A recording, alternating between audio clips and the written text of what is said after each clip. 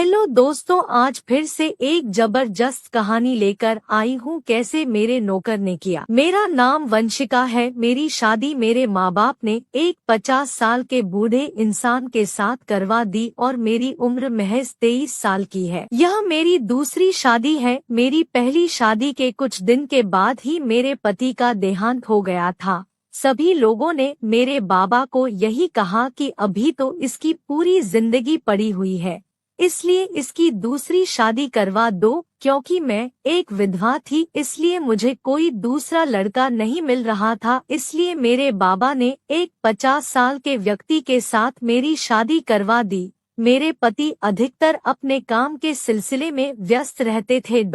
और जैसे ही जब काम से वापस आते हैं तो थकान का बहाना बनाकर सो जाते हैं।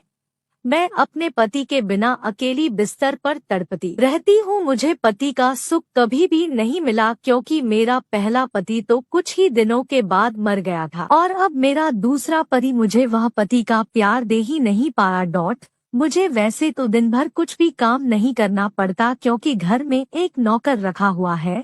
एक दिन हमारे नौकर की तबीयत थोड़ी खराब हो गई, इसलिए वह अपने बेटे को अपनी जगह कुछ दिनों के लिए काम पर भेज दिया था। अगले दिन जैसे ही हमारे नौकर का बेटा आता है तो उसको देखकर मेरे होश ही उड़ जाते हैं, क्योंकि वह दिखने में कभी भी नौकर की तरह नहीं लग रहा था। एकदम गठीला मजबूत शरीर, उस पर से गोरा रंग, काली काली आंखें, वह किसी फिल्मी हीरो से कम नहीं लग रहा था। मैं बहुत देर तक उसको बस ऐसे ही निहारती रही। तभी एकदम से नौकर के बेटे ने मुझे कहा, मालकिन मैं दिनेश काका का बेटा हूँ। पिताजी ने मुझे यहाँ पर काम करने के लिए भेजा है। पिताजी की तबीयत थोड़ी खराब है, इसलिए वह कुछ दिन काम नहीं कर सकते। मैंने दिनेश काका के बेटे को घर के भीतर बुलाया और खुद जाकर मैं कुर्सी पर बैठ गई। मैंने दिनेश काका के बेटे से काफी इतराते हुए पूछा, तुम्हारा नाम क्या है और तुम्हें काम के सिवाय क्या क्या करना आता है। तभी दिनेश काका के बेटे ने कहा, मालकिन मेरा नाम गोपाल है। मैं घर का सारा कामकाज बहुत ही अच्छे से कर लेता हूँ। तभी मैंने गोपाल की तरफ शरारत भरी हंसी हंसते हुए कहा, अच्छा घर का काम तो कर लेते हो, ठीक है, लेकिन तुम्हें यह मालूम है ना, घर का काम करने से ज्यादा जरूरी अपने मालिक और मालकिन को खुश करना होता है। क्या तुम अपनी मालकिन को खुश कर पाओगे?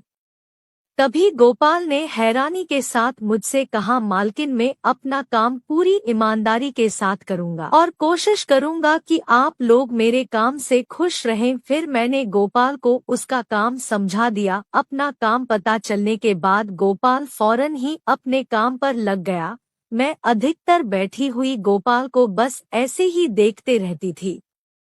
एक दिन मेरे पति को काम के सिलसिले से शहर से बाहर जाना था, लेकिन मेरे पति इस बात से बहुत परेशान हो गए। जब मैंने उनसे उनकी परेशानी की वजह पूछी तो उन्होंने मुझसे कहा कि पहले जब भी मैं काम के सिलसिले में बाहर जाया करता था तो मैं दिनेश काका को तुम्हारे पास छोड़ जाया करता था। मुझे किसी भी तरह की कोई फिक्र नहीं होती थी। दिनेश काका का नाम सुनते ही मैंने अपने पति से कहा, अरे कोई बात नहीं, दिनेश काका नहीं है तो गोपाल तो है ना। गोपाल रात को मेरे पास रह लेगा, आखिर वह भी तो हमारा नौकर है। वह मेरा ध्यान रख लेगा और उसके होते हुए आप फिक्र क्यों करते हैं, मैं अपना ख्याल अपने आप रख लूंगी। फिर मेरे पति ने गोपाल को उसका काम समझाकर और उसे हिदायत देकर कि वह मुझे छोड़कर कहीं पर भी ना जाए और मेरी सारी बातें माने, काम के लिए निकल गए। अपने पति के जाने के बाद मैं अपने रूम में आराम से लेट गई। मैं अपने बिस्तर पर लेटे लेटे तड़प रही थी। मुझे समझ नहीं आ रहा था कि मैं गोपाल को किस तरह से अपने दिल की बात बताऊं। मैं दिल ही दिल गोपाल को चाहने लगी थी। जब से मैंने गोपाल को देखा मेरे दिल और दिमाग में बस गोपाल का ही ख्याल आता रहता है। मैंने गोपाल को कितनी बार अपने दिल की बात बताने की कोशिश की, लेकिन गोपाल अधिकतर मेरी ऐसी बातों को अनसुना कर दिया करता था और आगे बढ़ जाया करता था। मुझे समझ नहीं आ रहा था कि मैं गोपाल को किस तरह से अपने नजदीक लेकर आऊं। फिर मेरे दिमाग में एक विचार आया। मैं फौरन अपने बिस्तर से उठी और रूम से बाहर निकलकर सीढ़ियों से उतरने लगी, क्योंकि मेरा रूम ऊपर है और गोपाल नीचे किचन में सोता है। सीढ़ियों से उतरती हुई जानबूझकर सीढ़ियों से नीचे गिर गई और सीढ़ियों से गिरती हुई मैं जोर जोर से चिल्लाने लगी। मेरे चिल्लाने की आवाज सुनकर गोपाल फौरन दौड़ता हुआ मेरे करीब आया और मुझे इस तरीके से गिरा हुआ देखकर वह घबराकर कहने लगा, अरे मालकिन मालकिन, आपको क्या हुआ? मैंने रोते हुए गोपाल से कहा। गोपाल, मैं नीचे पानी पीने के लिए आ रही थी तो अचानक से मेरा पाँव फिसल गया और मैं सीढ़ियों से नीचे गिर गई। मेरे बहुत दर्द हो रहा है, मैं उठ भी नहीं पा रही हूँ। गोपाल ने मेरी हालत को देखकर मुझसे कहा, मालकिन आप होले होले करके उठने की कोशिश कीजिए और अपने रूम में चलिए, फिर मैं फौरन डॉक्टर को बुलाकर ले आता हूँ। लेकिन मैंने गोपाल को झूठ बोलते हुए कहा, नहीं गोपाल, मुझसे कतई भी नहीं उठा जा रहा, मेरे बहुत दर्द हो रहा है। तुम ही मुझे उठाकर मेरे रूम तक लेकर के जाओ, वरना मैं यहीं पर पड़ी हुई मर जाऊंगी। जब गोपाल के पास कोई उपाय नहीं रहा तो उसने मुझे अपनी गोद में उठा लिया। गोपाल की बाहों में मुझे ऐसा आराम मिल रहा था जैसे मेरे जन्मों की ख्वाहिश पूरी होने जा रही हो।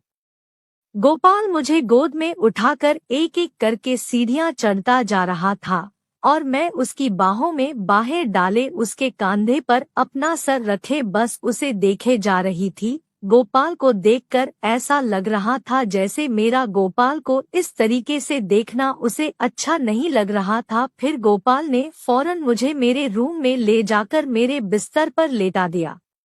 जैसे ही गोपाल ने मुझे मेरे बिस्तर पर लेटाया तो गोपाल से बिछड़ने के डर से मैं कतई घबरा गई और मैंने फौरन गोपाल की शर्ट पकड़ ली और उसे अपने नजदीक खींचते हुए कहा, गोपाल गोपाल, मुझे छोड़कर कहीं मत जाओ, मैं तुम्हारे बिना जी नहीं सकती, मैं मर जाऊंगी। देखो ना, मैं तुम्हारे बिना दर्द में कैसे तड़प रही हूँ। तुम्हें मेरा यह दर्द दिखाई नहीं दे रहा है क्या? तुम्हें मेरा वह दर्द दिखाई नहीं देता?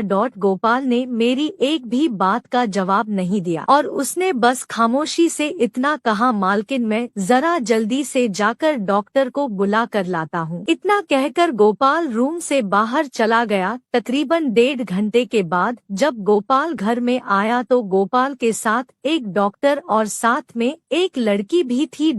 डॉक्टर ने मेरा पाँव देखा तो डॉक्टर ने कहा कि नहीं, ज्यादा कोई तकलीफ नहीं हुई है, बस कुछ दिन आराम करेंगे तो ठीक हो जाएगा।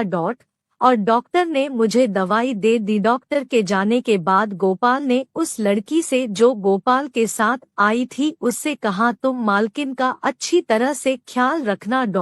यह चल फिर नहीं सकती, इन्हें किसी भी तरीके की दिक्कत नहीं होनी चाहिए। इन्हें सहारा देकर बाथरूम तक लेकर जाना और फिर इनका सारा काम करना। मैंने हैरानी के साथ गोपाल से पूछा, गोपाल तुम मेरे नौकर हो और ये यहाँ पर क्या कर रही है? तभी गोपाल ने मुझसे कहा, मालकिन यह मेरी बीवी है, यहाँ पर मालिक तो है नहीं और ना ही इस घर में कोई औरत है जो आपकी देखभाल कर सके, इसलिए मैं अपनी बीवी को यहाँ पर ले आया हूँ ताकि वह आपकी देखभाल कर सके। फिर गोपाल ने अपनी बीवी को मेरे लिए गर्म पानी करने के लिए कहा। जब गोपाल की बीवी चली गई तो गोपाल ने मुझसे कहा, मालकिन हम लोग गरीब जरूर हैं लेकिन हम अपनी मान मर्यादा में रहना जानते हैं। मैं एक शादीशुदा हूँ और मैं अपनी बीवी के साथ कभी भी धोखा नहीं कर सकता। आप अमीर लोग हैं, आप लोगों में धोखा देने का रिवाज होगा, लेकिन हम गरीबों में यह रिवाज नहीं है। फिर गोपाल इतना कहकर वहाँ से चला गया।